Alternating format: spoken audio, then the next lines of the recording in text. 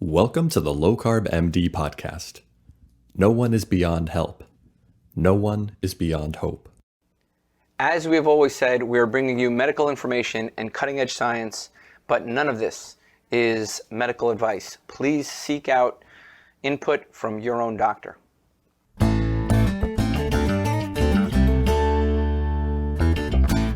Hello and welcome to the LowCarbMD podcast. Of course, Tro's running late this morning, so he's on some kind of crazy New York time, and it's not like the time that the rest of us have. But 7 means between 7 and 7:45 or something like that. So, anyways, I have a special guest, someone who's helped me a lot during my years of formation here, learning about low carb and all that, and introduced me to a lot of people. So, Doug Reynolds from LowCarbUSA, thank you for joining us today. Hey, Brian, it's a pleasure, man. Man, you're a crazy guy. I think people need to know a little bit about your background story, about how you just said, hey, someone should be doing conferences, and maybe as an engineer, I'll just start doing it and jumping into the fire, basically. Yeah, I got introduced, what was it, middle of July 2015. I got introduced to the concept of, the ketogenic diet and not eating carbohydrates. And as a long distance runner, that was like preposterous. But I was really struggling at the time. I was, at 51 or so at that point. I'd been putting on a few pounds every year, no matter how much I ran and stuff. And my knees were sore and I was just miserable. And I heard about this and it was ridiculous. But then I went and did a bunch of research and worked out like, actually, it's not so ridiculous. And it explains all the issues that I had been experiencing even when I was younger, and I was really struggling on the day of the race because I'd eaten so many carbohydrates over the 3 days before. I blamed Tim Noakes for that because it was like his carb loading regimen that he was proposing at the time, that was essential in order to have a good run. And I felt shocking on the day of the race. And so I was just in the right place. I got on the scale a few days before that, and I was about 35 pounds overweight, and it was just the right time. And I thought, I got to do something. And so I tried it, and it just, over about 5 months, I had such a turnaround, and all that weight came off, my knees cleared up, I started running again, and I was really loving it. But respiratory issues cleared up, and a lot of improvements in my mental function. I have suffered with a very severe TBI when I was in my early 20s, and I noticed some huge improvements in that as well. And it was just like, how is it possible that I could reach the age of 50 and not even know what a ketone was? It's just criminal. And so I started looking around, and there were a couple of smallish conferences at the time trying to teach people and doctors especially about this. But I was pounding my fist and saying to Pam, we need to put 1,000 people in the room, like not 100. And so we started trying, we had experience putting on events. So we decided, okay, well, that's a skill that we have that we could use to maybe help contribute to this community. And that's kind of how it started. We planned an event. I started on the 1st of February in 2016, and we put it on at the end of July. I created a presence. We didn't even exist. I'd never even been to a low carb conference. So we had to find speakers, learn how, while we knew a bit about the event, putting the event on, we had to find hotels and venues and all of that kind of stuff. We had to establish a website, establish a social media presence. I was really proud when I had like 50 Twitter followers. That was like a monumentous occasion in those days. And yeah, so we put it on in 6 months, and we didn't get 1,000 people in the room, but we got about 350 or something, which was still way bigger than anything that had been up to that point. And it generated such a momentum, that people said, you need to come to the East Coast and blah, blah, blah. And so it took off from then. And we intended to just put on one event. And by the end of that event, people were saying, when's the next one? So we're already at like that year, that Sunday morning, we started offering people an option to buy half price tickets for the same event the next year. And then people wanted us to come to the East Coast. So in the January, we went and we did a Florida event.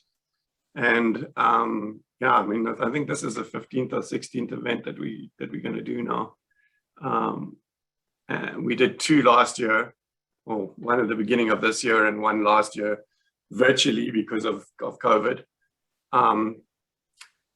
Yeah, and that put a huge kink in things too. COVID changed everything, really. Well, it did, but at the same time, I mean, that virtual San Diego one we did last year, we had 800 people on that, on that live stream, on that virtual event. And so we always used to have a live stream at our in-person events, but we never really promoted it, and we only got about 20 people or so on the actual live stream. But now everything's changed, and so we've been promoting the concept of sign up for this. If you can't travel, whether it's for COVID or any other reason, then sign up for the live stream, And so we've got about 300 people coming in a couple of weeks' time to San Diego in person, and we've got about the same amount at the moment on the live stream. But we're really hoping through this and a few other efforts that we're doing to grow that viewership, at least try and get, I don't think we'll get 800 again, but I feel like we should definitely get more than 300. So that'll be cool. But all the speakers are going to be there in person. Yeah, I think that was the thing that, for me, so most of you know already, but, for me, I went to a low carb. I was a standard care doc, started doing low carb, started having some good success myself, started helping patients.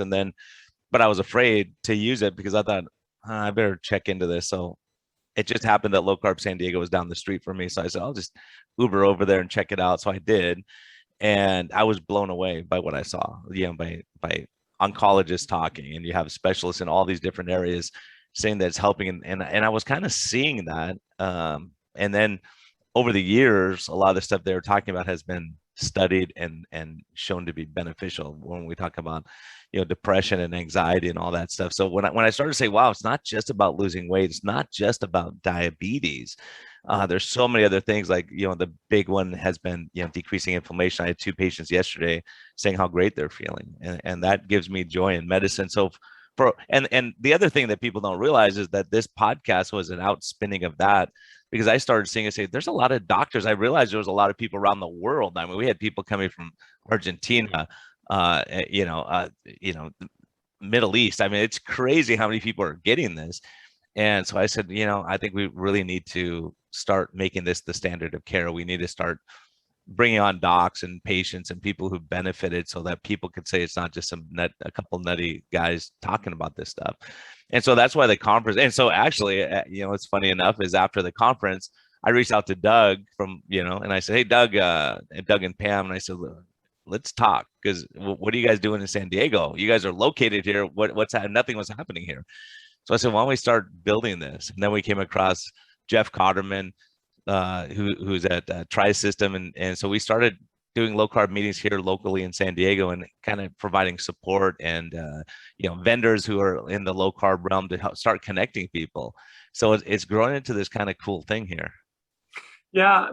But Brian, you mentioned something fleetingly a little while back, and it was that thing about the joy of practicing again. And I think that's what's one of the things that is so inspiring for us, is when we are able to bring a new doctor or a new practitioner into the fold and give them their lives back. Dave Unwin speaks about it all the time. He was about to retire. He was like depressed, and then he teach a patient actually taught him about it. enlightened him, and everything's changed for him. You're the same. And I mean, you talk about the San Diego event. After one of those events, you were standing in the corner and you had a bunch of people around you and you were like nattering away like crazy. And your wife, Linnell, was standing with Pam and I and looking, and she said to me, "Who is that guy? And what did you do with my husband?" And the whole point was, she was saying you were never outgoing, and you used to sort of stand aside, and you never talked a lot when, you know, in social situations, and you were always asking like, when can we go home and stuff. But now you have this renewed fire and passion, and you're loving life, and you're loving what you do again. And that's just phenomenal to see. It really is. Yeah, and I know we went into medicine to help people, and then you realize I'm just rushing people through. I don't have time. I can't connect. And now this is my little plug for direct primary care. We have time now. I have time to say, hey, okay, you want an hour? Let's talk. Let's get you straight. Let's figure it out. What works for you? And then we know each other. There's a relationship, and that's the sad part about medicine. And a lot of people listening know this, is that, you know, they have 6 or 8 minutes with the doc and they're rushing them through, and they're looking at the next patient. They're checking their watch to make sure they're on time. And their back's turned the whole time. I've seen some things on social media now where people are recording their docs and the doc doesn't even look at them one time. They have their back to them typing. There's no relationship. And so that's one thing, you know, when you have that and people come and go, hey, I'm feeling better. Instead of trying to figure out problems all the time, we're saying, okay, the problem where, you know, I don't know if you know, Doug, but we just published a study of deprescribing medications with Mark Cazella and a whole international team talking about, hey, we can deprescribe diabetes medicines, blood pressure medicines, heartburn medicines, antidepressants, all, you go down the list. And so that's fun to say, oh, let's get rid of this med and see how you do. Oh, you're doing great. You don't need it anymore. And so that's really cool that this is a pioneer frontline stuff that's crazy, because no one ever talked about deprescribing, right? We're getting really good at managing side effects of interactions of all the drugs, but taking drugs away is scary for doctors, you know, because you assume that they have to be on this thing. It's like, well, that condition's already resolved. Why do we keep them on the drug? You know, so it's really a lot of fun. So you enjoy that part of it, saying you don't need this anymore. It's like taking crutches away from someone. Like, you're good, go ahead and walk, right? Yeah, no, it is. And like I said, that's what inspires us. You know, we get some regular people that have tried this and changed their lives and recovered from some amazingly debilitating conditions. But those are one-off cases, and whereas with a doctor or a practitioner of some kind, if they get it, then that's their whole patient base and all their colleagues and everybody else that they can influence. It's just a much bigger win. We almost feel like, you know, in the beginning we were trying to create this community for people who were trying keto or low carb and were being ostracized and criticized by their friends and their family and their doctors. And it was like, okay, this is a safe place for them to come and talk about it and learn about it. But we started to become aware quite quickly about how important that was for the practitioners and for the doctors as well. You know, where I think that's where the most conversations go, or in an in-person event go on, is amongst the practitioners themselves, talking about cases, talking about emotionally how they're dealing with it and being ostracized by their speciality or their community of colleagues. And now they've got their own community where they can hang out and talk about it and not have to defend themselves all the time, and actually be constructive in terms of what they're discussing and try and solve problems instead of making problems. Yeah, say, hey, here's what I'm seeing. What are you seeing? You know, that's why I love having. Unfortunately, Tro's tied up. He can't make it. He had a bunch of stuff, so he's stressing out. So I'm like, don't worry, Tro, relax. Don't raise your insulin levels here. So, you know, but the thing is, you know, when I went to the conference, the thing that struck me, I had a cup of coffee with Ivor Cummins. I'm meeting all these people, and they're cool. Dave Feldman was extremely, and no one knew who he was back and then. Yeah. I'm talking to him about cholesterol. Like, okay, look, I'm a doc. Let's talk about this stuff.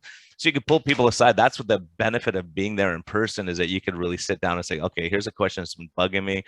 You have 5 experts on the stage, or 8 experts, however many you're going to do this time. But say, hey, what's your perspective? And I can give mine. Rob Sivas may have a different perspective than mine, and that's what's great. We take stuff from each other in order to help patients. And the big thing is this lack of arrogance. Like, a lot of these people have been so shunned by their colleagues that when someone's listening to them, they want to share everything they have. So those guys, every time I use whenever I give a talk, I'm using slides from Ivor Cummins, from Ben Bickman, from all these great people. Go here, take it, it's yours. Go share it with people, because they want the word to get out. They want to help people. And the big thing is, us frontline docs, or docs who are treating patients, we need researchers. We need people who understand the physiology, the science, and they've studied it. But they also need us to implement these things. So that's why Ben and I get along so well, is because we're implementing. And Ben Bikikio, the same thing. And the funny story you're the guy I tell everyone about is, when I saw you, I didn't believe. I made fun of Ben when I first heard him. I go, this is craziness. And then I saw your results. I'm like, okay, there's something to this. Let me talk to this guy some more. And obviously we've developed a relationship, and we're all having dinner tonight, as a matter of fact, in San Diego. Exactly, so that's great. I get to brag about that. But really just being open to different ideas and go, okay, it sounds crazy. Let me look into it and see. Let me look at the results and see, instead of just saying, this is what everyone's doing here, just put everyone on insulin, right? Yeah. No, it's just such a cool movement, and I feel like we just kind of scraping the surface as well. And I suppose that's the next progression for that was the SMHP, the Society of Metabolic Health Practitioners, and how that came about. And Tro had a lot to do with that as well, in terms of kicking my butt to make me do it. But we needed a place for these practitioners and stuff to be now, in order to have an organization that supported them. And now we have that, and it provides credentialing and all sorts of stuff, so that it lends legitimacy to this whole conversation, and gives them support, so that they don't, because I know of a lot of doctors that know keto or low carb works great, but they won't take it to their patients because it's not considered standard of care at the moment. Well, not only that, not only that, but my situation when we met was this. I got it, and I was having benefit from my patients, but I'm like, okay, who do I send I can't, if I have a short amount of time with everyone, I can't educate them on everything. That's why there's so many cool things coming out that are going to help me. The Restore program, who's certified through you now, and you have educators and health coaches that they could do the health coaching part, and I could do the medicine part. Right. So to be able to spread it out, we can't be fighting with nutritionists and diabetes educators. We really can't do that and help the patient, because the worst thing that happens for a patient is I tell them one thing, they go to someone else, they go, oh, that's crazy, don't do that. And the other one said, oh my gosh, that other things. So they don't know what to believe. I think COVID brings this all to a head, because you hear so many different things, like, who do I trust anymore? And it's hard. But when the nutritionist, the cardiologist, the cancer doctor, they're all saying the same thing, then the patient feels a lot more comfortable with what they're doing. And I have patients now seeking me out from all over the country saying, my doctor says I'm crazy, but I feel great, and I'm off insulin, and all my numbers are better. And they're telling me I can't do it, it's dangerous. And I hate to go in there because they ridicule me every time. So, part of it's educating the doctors, because the more doctors who get it, those patients are going to go in and feel supported. And, getting an insulin level, or getting, it's incredible to me still that people won't check these things that know are a benefit. So, all that. And that's why the conferences are so good, because you bring people from all over the world really together, and they can share what they're doing. And maybe we change some things and say, okay, maybe higher protein is better, or maybe a higher fat is better, or maybe it's individual. We're learning. So we're still in the infancy, but the great thing is all these people want to help people. Yeah, you talk about around the world. I just got a message, I think it was yesterday morning. I was so excited, from Ignacio Quaranta. so since they heard about it, they've been trying to get permission to travel from Argentina. And he got hold of me yesterday and said they've finally been cleared to travel. So he is a psychiatrist, and his father is a cardiologist. And they're both coming. He and Roberto are both coming out to this conference in a couple of weeks. And I mean, you know Ignacio, right? I mean, he's spoken at our... He actually had a big impact on me leaving my old practice. We had Boca Raton changed me, really, right? It changed my views on a lot of stuff. Rob Sivas's talk and, about mindfulness and just being able to have some downtime. But Ignacio and I shared a glass of wine with Joe Niflin and Rob Sivas and a few people. And we had a really great conversation. But he said, Brian, what are you doing, man? He goes, you have to step into what you're called to do. And like we had a really, really good discussion. Mm-hmm. He talked about what mattered in life and all that. But really, I was shocked when I first met him because no one knew who he was. And he's doing a lot of stuff in psychiatry. That's really, and then you have Dr. Palmer doing great stuff. There's so many great people out there that are Georgia Eid, and showing their benefit and helping people and not just throwing drugs first line or using it as a supplement at least, right? So all those things. But yeah, absolutely, what he's doing is remarkable, and he's a great person, very kind and decent. And so I think the more we're around these kind of people, it just helps to give credibility, because these are all real scientists. These are real doctors who are treating patients, saying, here's what I'm seeing, this is what's happening, this is what's working, here's what's not, and then we could change tact if we have to. I think that's what's one of the things that's coming out over these last few years more and more is on the mental health side of things. And I mean, the very first psychiatrist that I ever had as a speaker was Georgia Eid. You mentioned her a bit earlier, and she was a last minute fill-in in West Palm Beach for one of my speakers that dropped out like with a week to go or something. And Jeff Gerber actually was with her at another conference in Florida as well. And so they both came out on the Saturday night to be there on the Sunday, and she did a talk. And when he first suggested it, it was like, what's a psychiatrist going to talk about about low carb? Man, and I tell you what, she was up on the stage and she came back down, and I was sitting at the back at our control desk thing, and I pointed at her and I said, you coming to San Diego? Just the best talk ever. Specifically, she was talking about Alzheimer's, but that conversation has grown so much. And I don't know, you were there last year. I don't know if you were in the talk when Chris Palmer did his talk. Yeah, it was like people were in, I was in tears. When he talked about some of those patients of his, obviously with psychiatry and with mental issues, you have to be very careful. And somebody like, Chris has to oversee it. But the turnarounds of people with those conditions that he was talking about was just mind-boggling. And it was literally, I got up to try and say, okay, this is the Q&A part of it now, and I couldn't speak. I had a huge lump in my throat, and it was, so we've been trying to get him to come to San Diego. It's just never worked out in all these last 5-6 years. Yeah, he's a busy guy. He's got a lot going on. And, but so he is going to be here this time, which we're really excited about. Tell people who's going to be there. I think that I forget too, because I get so excited. I'm like a little. Yeah. So Gary Taubes has been one of the cornerstones, I think, of our. He was the very first guy, like high profile guy, that agreed to come and speak in San Diego in that first event.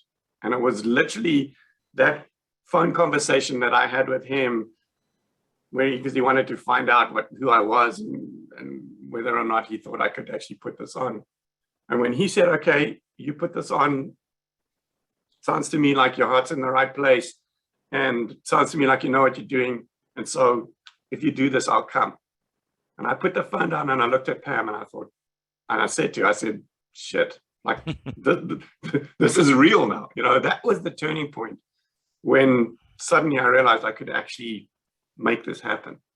And he's been majorly supportive of of us and what we do. And our, he's been at every San Diego conference. He came and spoke in Seattle.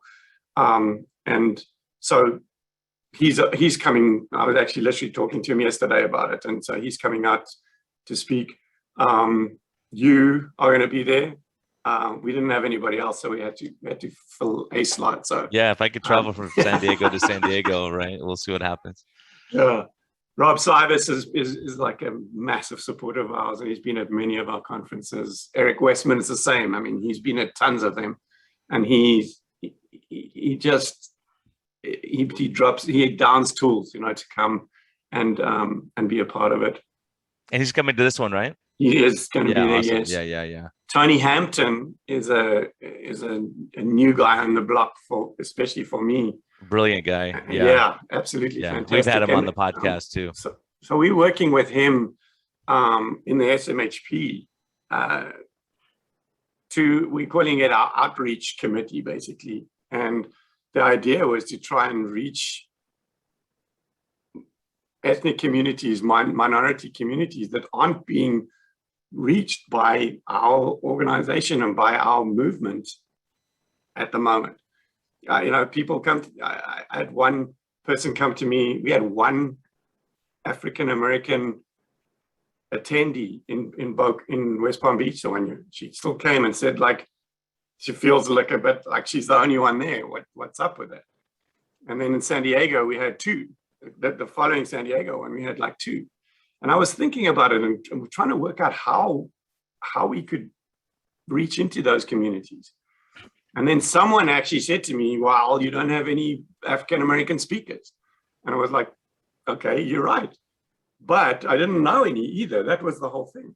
And then Tony came along, and I was like, not only is he an African American who can speak, but he's such a dynamic person and such a fantastic Well, to be person. honest, Doug, it was me who called you and said you gotta have Tony Hampton because he's awesome. He's a great guy, and he's doing great stuff. Yeah, that's what happened, because I said, you gotta hear this guy. How do you not know this guy? So he's awesome, right? To see what he's doing, but what he's doing is, look, in the community, the problem is no one had fruits and vegetables and things like that. They didn't have vegetables at the store because no one was buying it. It was all processed. So he went and talked to the store owner and said, "Look, my community needs help. Will you stock this stuff?" They said, "Well, no one buys it. If you get people to buy it, we'll stock it." So now you have make that connection. It's like people with grass-fed beef, and you connect them with people who want it, right? So that there's a market. So those guys, he's doing some great stuff, and he has some great statistics about, one zip code has a huge mortality rate compared to the zip code next door where they have access to good food, real food. Right. Yeah. And so he's doing some great work too. Who else is going to be there, man? So Brett Scher is always a good guy to have, especially talking about, we all know, right? The first argument that comes up about people doing low carb is cholesterol and heart issues and stuff. So Brett's, what I like about Brett is that he doesn't, he just hasn't, like, he's drunk the Kool-Aid kind of thing. It's like he looks at it very very scientifically, and when he talks about it, it's not like everything's like this or everything's like that. There's a lot of people in this community that say, "Oh, this is, you do certain thing and this is what happens." And especially with cholesterol and heart issues and stuff like that, you can't paint everybody with the same brush. Yeah, and he's a voice of reason, and he looks and he says, "Let me look at the studies, what data, not how I feel about it." Like that's, I think we've lost that in medicine, where people get emotional, not say, "Okay, let me look at the numbers. Let me evaluate." So he was a huge loss to San Diego when he went to Diet Doctor, because that was my referral. So I love to refer to him and say, "Help me out with this guy. This is a complicated case." And so that was a hard one, for me as a doctor, but it's great for the world because he's reviewing the big studies, and he goes, "No, here's what they said, but here's what the study actually shows." Right. And to see, it's great because I got to see him get picked on by Ben Bakikio talking about exercise, which is Ben's, area of expertise. And so it's cool where these experts in all these different areas can get together. And obviously Ben's going to be there. Correct. He was actually the next guy in line that I was going to mention. So he's already here in San Diego, as you mentioned. So he's going to be part of the, we're calling it mentoring for metabolic health. It used to be the LowCarbUSA coaching program or something. But it involves his input from him, a lot of training of the actual coaches and stuff by Jeff Cotterman that you mentioned.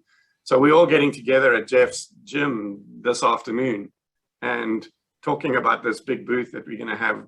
Ben's organizing a bunch of equipment to bring in. So we're going to have, demos, and people can try out all these different exercises that he talks, and he can show people what he talks about about going to failure. Because I don't know, if you've spoken on your podcast with Ben, but his whole concept is you don't have to do 10 sets of 10 of any particular exercise or whatever. You need to do one set, but you need to go to failure. And I was trying it out, and it wasn't doing anything for me until I worked out with him personally. Well, and I'll tell you, that convinced me. And you guys were teasing me because I had my CGM on, looking at how my numbers were with that. And now you sent me your CGM data, which is mind blowing. I'm gonna be sharing that in my talk at Low Carb San Diego.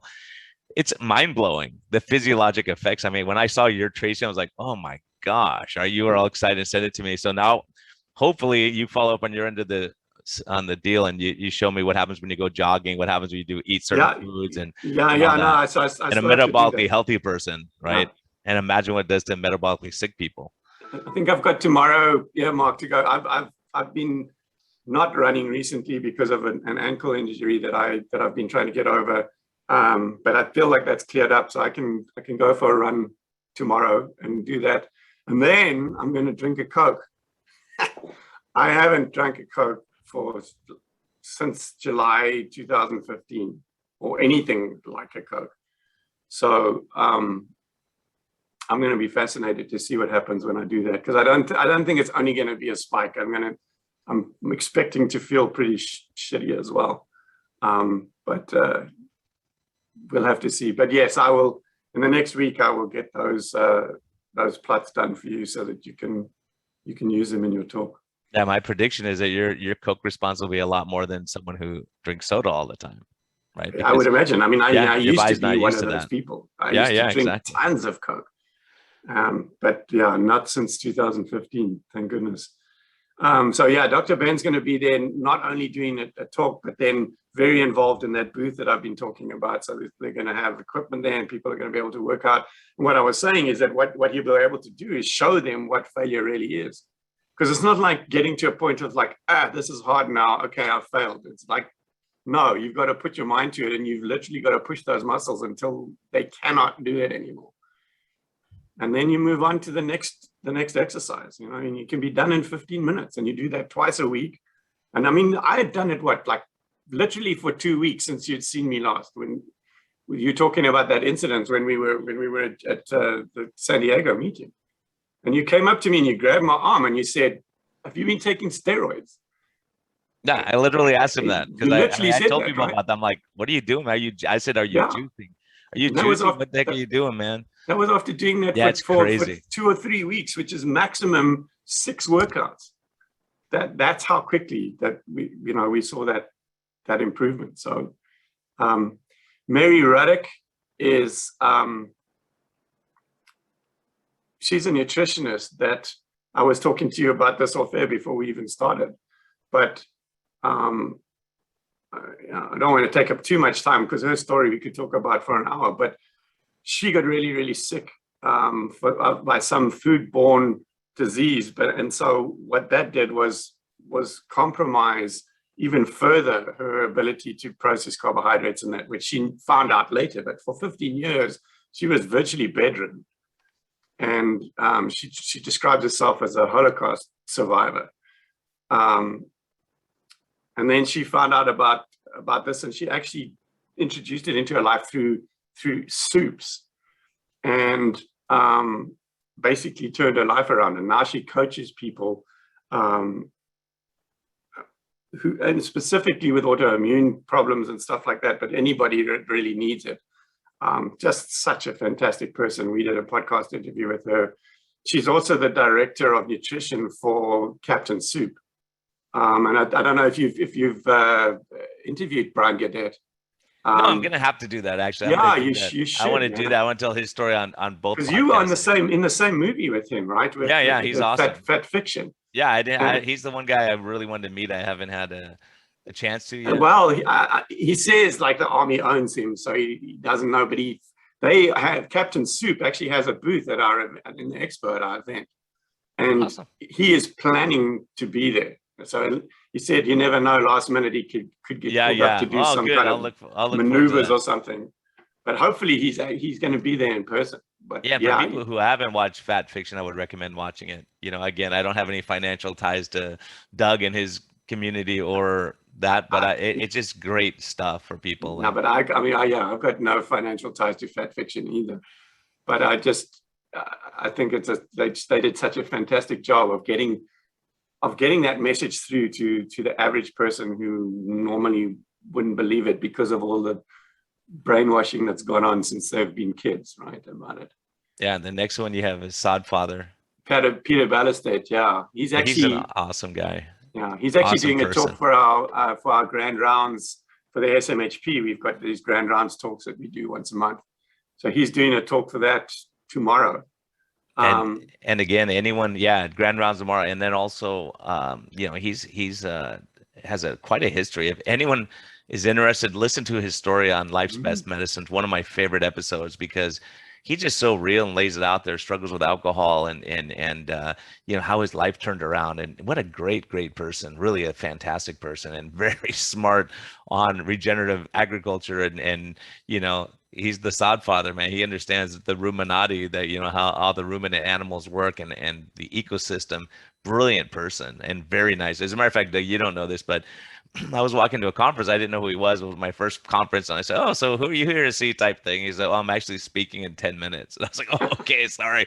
Oh, I guess you're pretty famous then, huh?" And I didn't know anything. So really nice person. I love that guy. Andrea, I don't know, so I'll save him. So Andrea was introduced to me by Rob Silas. Actually, he said, like, you need to talk to her, and she's a gynecologist, and the last few, especially in the virtual one, but a couple of meetings before that as well, we send out a survey to everybody afterwards, and got a lot of comments started to come in about we need someone, a gynecologist type person to come in because we need somebody that can address those issues. And then Rob said, "Hey, you need to speak with Andrea," and it was just like perfect timing. So I did a podcast interview with her. She's just fantastic. She's done a grand rounds talk at the SMHP already, and so she's coming out to speak specifically. And I was about to say two women, but our very first event we had Jackie Eberstein speaking about specifically women's issues in with low carb and around menopause and all that stuff. And I thought it would just be women and all the men would leave that. And there were more men in that talk than there were women. And it was like, oh wow, now I understand. The men got more out of that talk than the women did, which was fascinating to me. It really was. And I laugh because I have a lot of couples I take care of, and they'll come in and they're doing, weight loss together type thing or metabolic health stuff. And, a lot of times I'll go, "So how are things at home, guys?" And the husband will look at me and say, like, he doesn't want to say, goes, "I don't know if I should say that." He's like, and he's like, "Honey, you're like more reasonable now and you don't get upset as you. What are you talking about?" Right? Because when you even out that mood and those hormones, it is pretty remarkable. So it's kind of funny because people will notice and go, "Yeah, I thought she'd flip out," and she didn't about certain things. So that's kind of a cool thing that there's a lot we have a lot to learn, right? So that's totally. That's good. And Michelle Hearn, I love her. She's on Twitter. I haven't met her yet, but I see her on Twitter. Very positive, very uplifting. So she was training for the Olympic marathon, and we're not sure. I need to talk with her more about it as well, but we're not sure if, because she had been running and training and doing distance and all of that a lot, and she was okay. But then suddenly she just like went downhill, and I think it was that increase. And I was saying, okay, now I want to try and make the Olympic team, And so now there was this increase in probably stress as well, but also a big increase in her training. And suddenly things just started to go backwards, and she got weaker and weaker and weaker until she virtually couldn't get to the corner anymore. She couldn't go for a run anymore. She stopped running. And then, you know, and she's an RD, a registered dietitian, working in a hospital environment. And she found out about this low carb thing. And she's actually, I think, eventually migrated to be pretty close to carnivore now. But she has turned her life around completely. She's back training again. Obviously didn't make this one, but she's hoping to at least get up to that level where she could compete for a place in the US Olympic marathon team, which is incredible. And she wrote a book called The Dietitian's Dilemma. And she's literally left that profession because she wasn't allowed to tell her patients about this stuff because the hospital said no. Well, we'll talk her into moving to California. San Diego is so nice. Yeah, because we need more people like that who get it, who say, hey, look, let me say, because what people don't realize, there's a personal cost. When people see it, they say, oh, because she could just keep doing the same thing she was doing. But then you say, I'm not helping people anymore. I went into this to help people, not just to go with the status quo, right? Mm-hmm. So there's a lot of good RDs out there who are really starting to understand. They're seeing the results. And when they see it, they say, well, I can't deny this anymore, you know? And I think, you hear that comment all the time about once you see it, you can't unsee it, right? And so I think that's the problem. It's like you couldn't go back and practice and not talk about it anymore. You know, now that you've seen it, you can't. She couldn't sit in the hospital and tell people the party line, like when she knew that was going to hurt them. So she stopped doing it. Gurpreet Pada, you've had him on your show, right? Yeah, he's awesome, man. He's just such a. I think you had him first on. I heard him. I'm like, Doug, who's this guy? Connect me with him. My gosh, are you kidding me? Such a fantastic guy. Dealing with pain medicine. And, that's how he got into it. I mean, he's still but he discovered all the other benefits. Because he was treating pain by reducing carbohydrates. And having massive success with that, but then finding that, hey, the people's diabetes cleared up and all of that. I mean, he wasn't part of the low carb community and hadn't heard all of these stories and anecdotes or anything.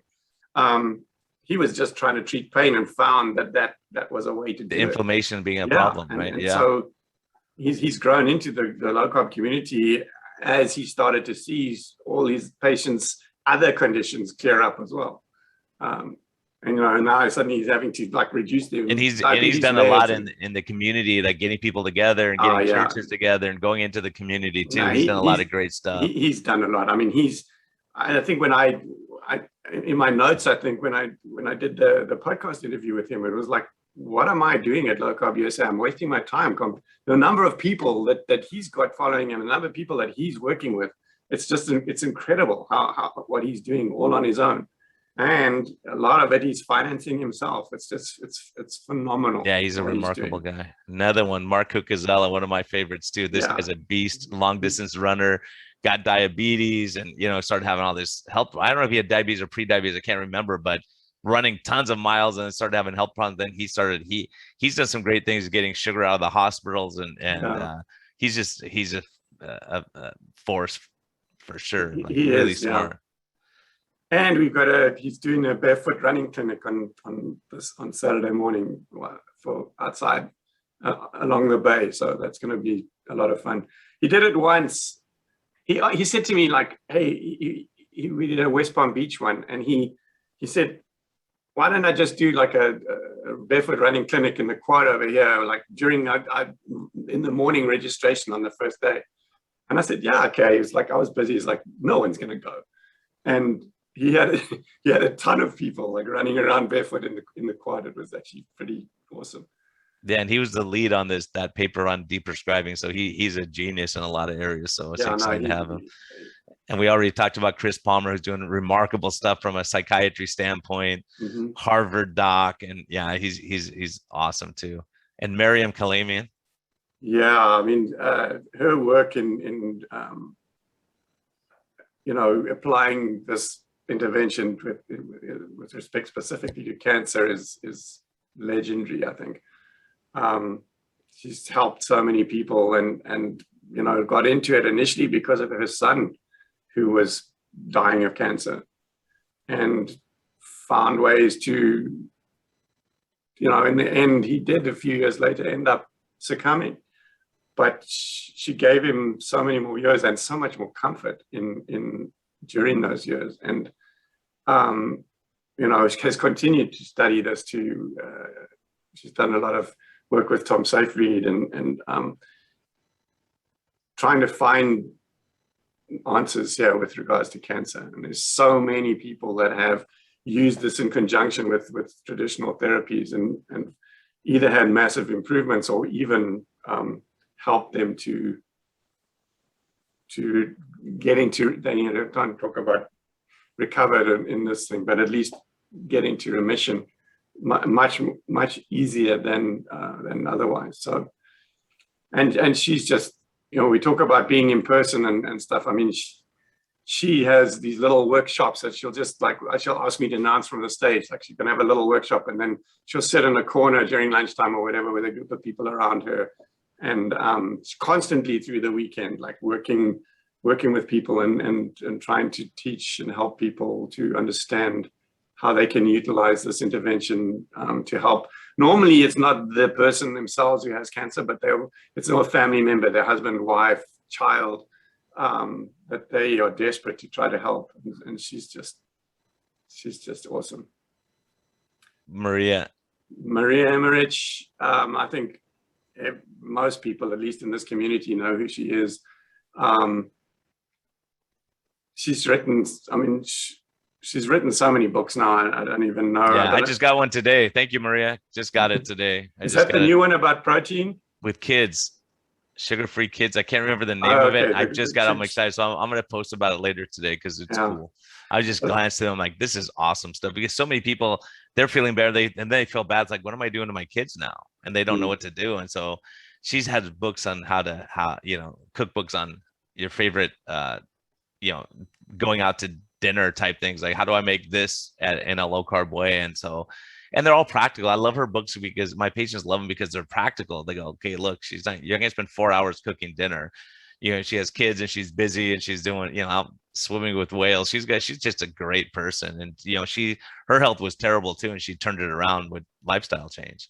Right. So she's out there helping everyone, and she's just very kind and decent. Yeah, it was quite a few years before I ended up ever actually getting her to one of our events to speak. I think it was the last San Diego one we had in person in 2019. And so I didn't really know her. And she came to the early registration the evening before, and she walked in, and it was just like the lights went on. You know what I mean? It was just, she lights up everything. She does light up the place. Yeah. It's just such a cool person. Again, we keep saying that about everybody. I think it's like everyone. Yeah, I know, it's a hard thing. In this community, right? And the next one I'm really excited about too. Arthur Agustin. Yeah. Yeah, I mean, coronary calcium score. Yeah, he invented it. Diet. He's done all kinds of stuff as a cardiologist. Correct. And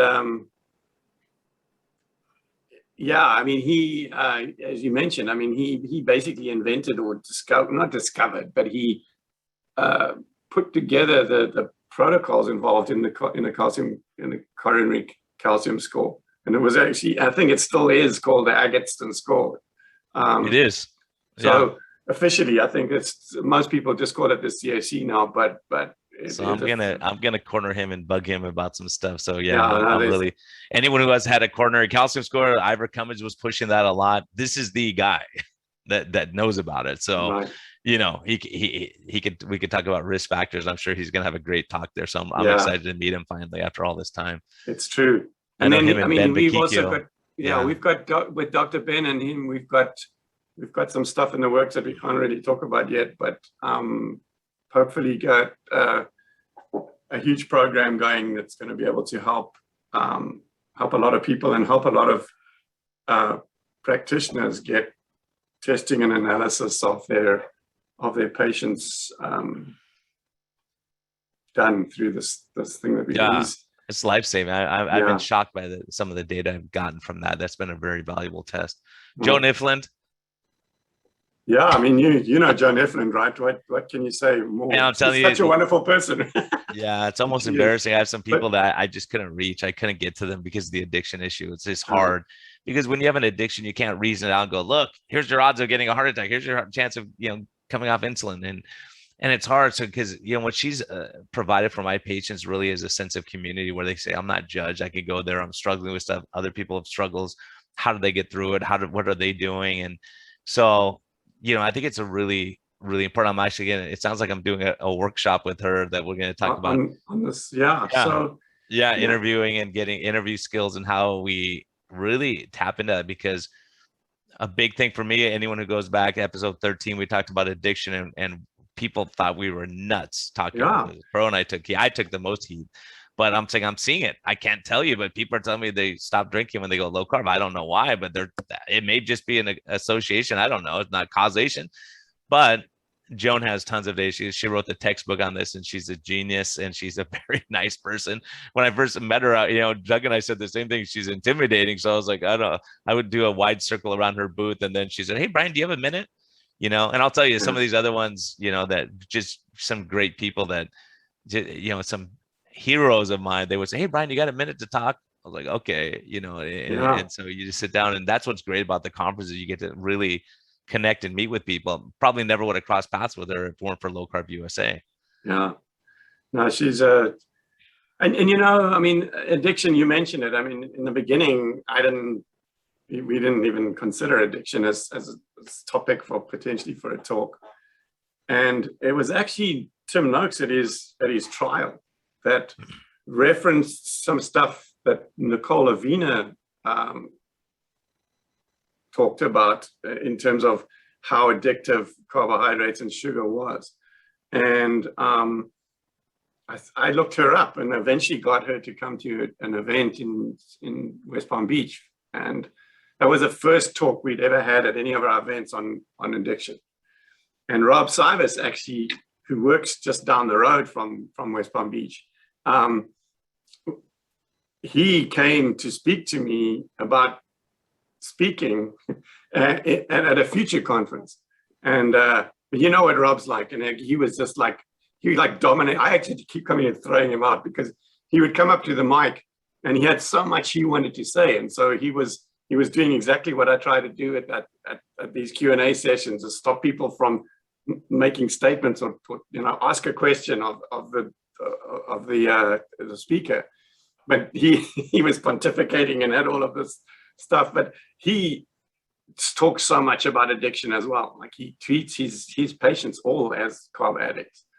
And so, because he's a carb addict. And that's the thing. I think that's what makes him so good, is that he speaking from the heart. Like he's probably it's like one junkie knows. Yeah, they know. Yeah, he struggles with that like severely every day. Yeah, it's amazing. And and so he knows. And so when he talks, he's speaking from a place of intimate knowledge, and and then we met Joan, and it was actually in San Francisco, and she was following me around like the whole conference, trying to get to talk. I was really busy, and she was trying to get to talk to me to say, hey, do you think you could maybe consider me as a speaker at one of your future conferences?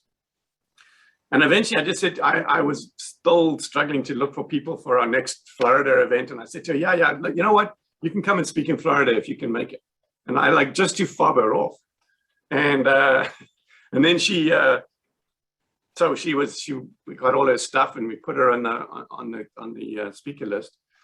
And she pitched up to come and register in the morning. And she was this really quiet, mousy lady. And I still looked at Pam and thought, geez, I hope I haven't made a mistake here. I think she's going to be terrible. Like she's got, she's so quiet.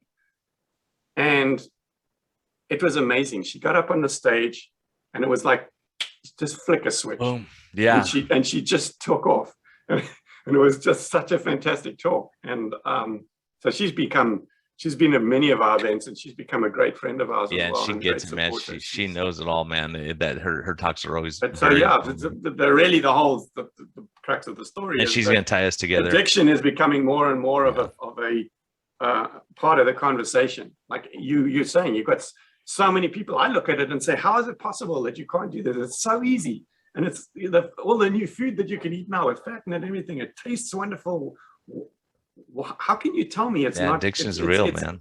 But I'm not addicted. I'm used to. Yeah, that's why it's hard to understand. Exactly. Yes, I couldn't understand. Yeah. It took me years to get. And I think talking with Rob and him explaining about the real deep struggles that he has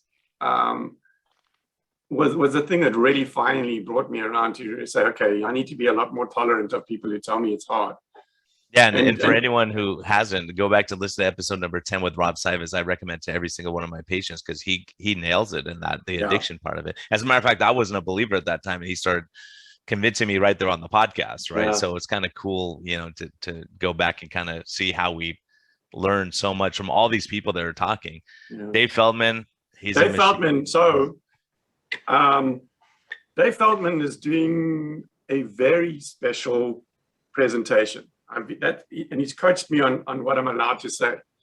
But he said he's doing a very special presentation on I think we've got him in slot. It's not actually yet, but we will, by the time this airs, he will be in a slot on Friday. And I'm not allowed to tell you what it's about. That thing about I could tell you, but then I'd have to kill you. But it's not really that. It's I could tell you, but then Dave would kill me. So, yeah, exactly. I'll be looking forward to that. That is, and I know he's doing a lot of good work behind the scenes. There's some amazing stuff going on, and his presentation is going to be spectacular. I think. Looking forward to it, man. He's and then I think last of all is Steve Finney. And like, what else can you say? I mean, unless you've got people listening here that know nothing about this community, like it's their first day, they might not have heard of Steve Finney. Yeah, he's the only guy we haven't had on, I think, on the podcast. So we have to drag him on. Yeah. He's a legend. And we are so, again, I invited him to come to our very first event, and he didn't come in the end because he didn't know who I was, and his comment to me was like, there's a lot of other conferences going on. Do you have any money? Don't you want to rather try and fund a trial or something like that? Because that was where he's really struggling. He was, in the wilderness back in the day when no one believed this stuff, and obviously could never find funding to do any kind of research. So there's no research. So everybody's can point a finger because there's no research, but there's no money to do research. So it's like a chicken and egg thing. But he's been at a bunch of, I think all of our San Diego events at least since then, become a massive supporter. And it's always just such a pleasure to have him there. Yeah, he's a legend for sure. And VertiClinic and all that they're doing, they have some remarkable data they've been releasing that's helping all of us, because even though technically we're competitors, they're showing big numbers and they're doing great things, and we're all kind of doing the same thing in a different way, basically. So it is cool. And then the breakout sessions, obviously, you're going to have Keto Mojo. You have all these guys. So we haven't finished that. And Ignacio, since he suddenly told me that he's coming, I'm getting him to do a breakout talk as well. There's some really good talks going to be in there as well. But that whole breakout schedule is still in progress. All right, we'll talk about that later. But I know Jordan and I are going to do a breakout together, I think, and then So that's not really Jeff a breakout. That's really so after lunch on the main stage, we're going to do like a workshop and have you and Joan basically, and we still need to have a meeting to talk about how that's going to go.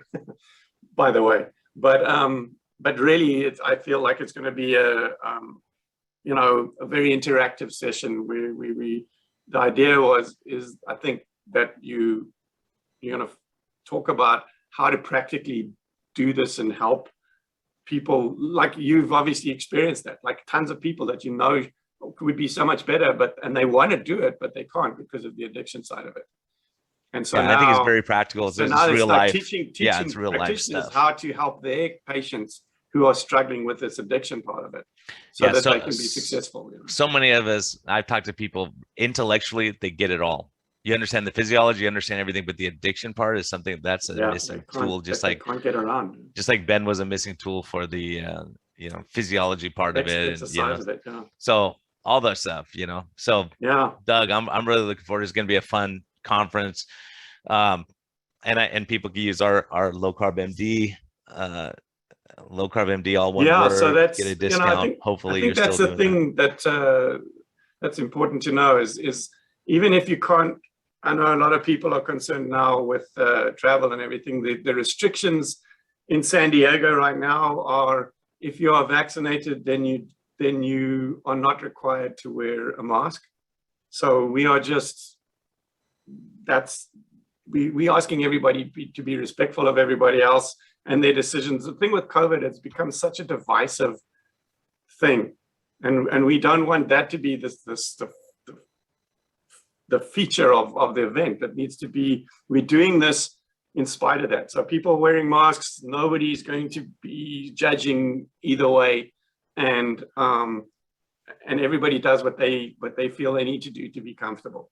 And then we're going to get on and talk about these important messages. And you've spoken about it before, I think, as well, is that the importance of being metabolically healthy. If you do want to talk about COVID, that's about the only thing I want people to talk about, is that being metabolically healthy improves your chances of against negative outcomes if you do contract this terrible thing. So and we have data on that. I'm sure people are going to be discussing that. That's a huge topic. Right. I mean, that's what's bringing metabolic health to the forefront, is people are realizing, look who's getting sick and who's dying, really. And so that's why this conference is so important.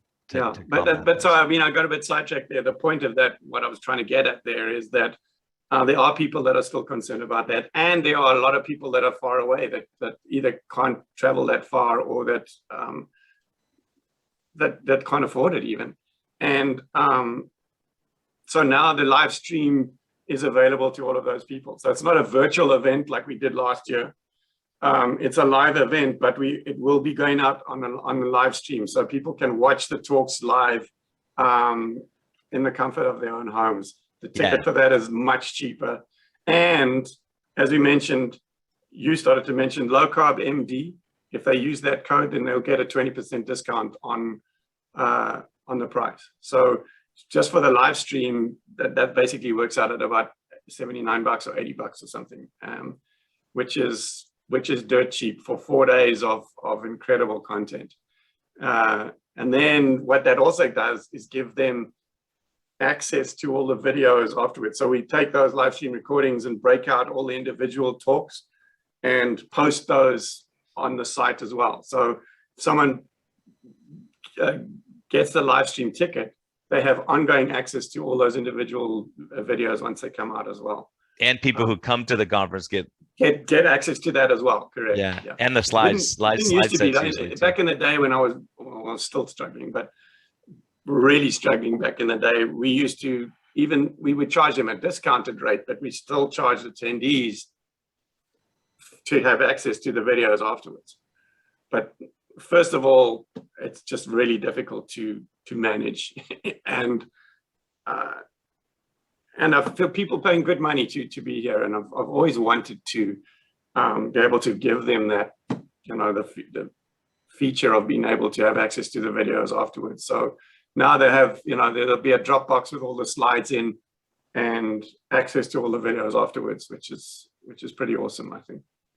Yeah, because Doug will get mad at you if you're taking pictures and standing up and doing. Go totally. Talk to that person. I'm not going to talk to him, Doug. You can go talk to him, because I hate to bug people. But it is distracting when people are taking pictures. So Doug makes it really nice. Like you can go back, watch it, take notes later if you want, refresh everything, and so it's helpful especially if you start talking to someone and you don't want to miss another talk, you can go and watch it that night or the next day type thing. And so I really like that part of it too, in case we have an interview or something happening at the same time.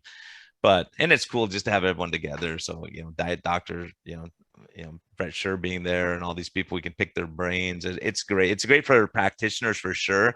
So if there's something you're looking at, I would definitely make it happen, because you'll learn a lot and you could sit down and address all your concerns in between talks and, during the breaks. And also they always have sponsors there and vendors there, and you can go, try different products and talk to them and why they're doing it. And so it's really a good time. So I highly recommend it. That's why we're spending this time talking about it, because we really want people to be educated. And for me, it's like you'll get the best education ever just by listening to the breakout sessions, just by listening to the question and answer period. Is very, very helpful.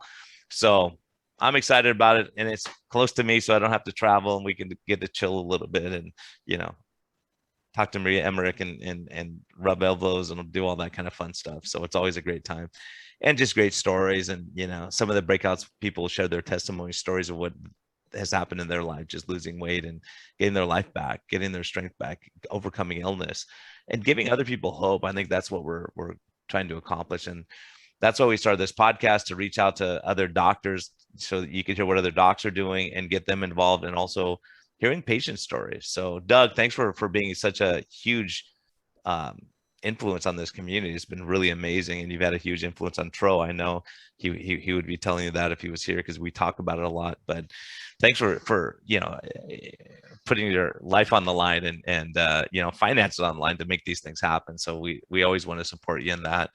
So any words of wisdom you want to close this with, or actually tell people your website, how to get in touch if they want to do the live stream and all that kind of stuff, the technical stuff. Yeah. I think that would actually make sense, right? So lowcarbusa.org, not .com, .org, O-R-G. And then basically just, there's a couple of ways. If you scroll down, there's a big image you can click on, or you go into the menus under events, find the San Diego event. Then you can see all the information about it, and there's a button in there to go and get your ticket. You can go for the in-person ticket or the live stream ticket. The schedules are there. As I said, the breakout schedule is still under construction, but maybe by the time this airs, it'll be completed. And make sure that you put in the code LowCarbMD, all one word, LowCarbMD, and hit apply. And make sure that it updates your total, and then only hit submit on the credit card dialogue. And so, because if you don't, there's a lot of people that don't hit apply, and then they put the code in, but they don't hit apply, and then they get charged the full price. So make sure you hit apply. And then, we talked about the SMHP, but just so if people want to go and look at what's involved there, the SMHP.org as well, the smhp.org, and you guys can learn about, especially practitioners. There's ways to find practitioners if you're looking for one, but also for practitioners to get accredited and stuff, which is exciting stuff for us. Awesome. Yeah. Thanks for joining me. Hey, everyone. Come to San Diego, or at least do a live stream. And even if you do a live stream, I think you can answer questions during the. Yeah. So, I mean, in the virtual event, because it was all virtual, we had the speakers on live afterwards, and people were typing in their questions, and then we were asking the questions to the speaker. Now we've got people standing at the mic asking them, and the queues get pretty long for that. But what I think we're going to try and do here is have a place where the live stream people can type their questions in, and maybe we will try and intersperse the people at the mic with a couple of questions from the live stream as well, so that they can feel like they are really involved and actually get their questions answered, right? So it's going to be different. The live stream in the past has just been going on in the background. But now there's a lot more people on the live stream. So. I like it because I get to see Doug stress out and run around, do all kinds of crazy stuff. So it's relaxing for me. Yeah. So everyone, hey, thanks for listening. Have a great day. Have a great week. And hopefully we see you in San Diego.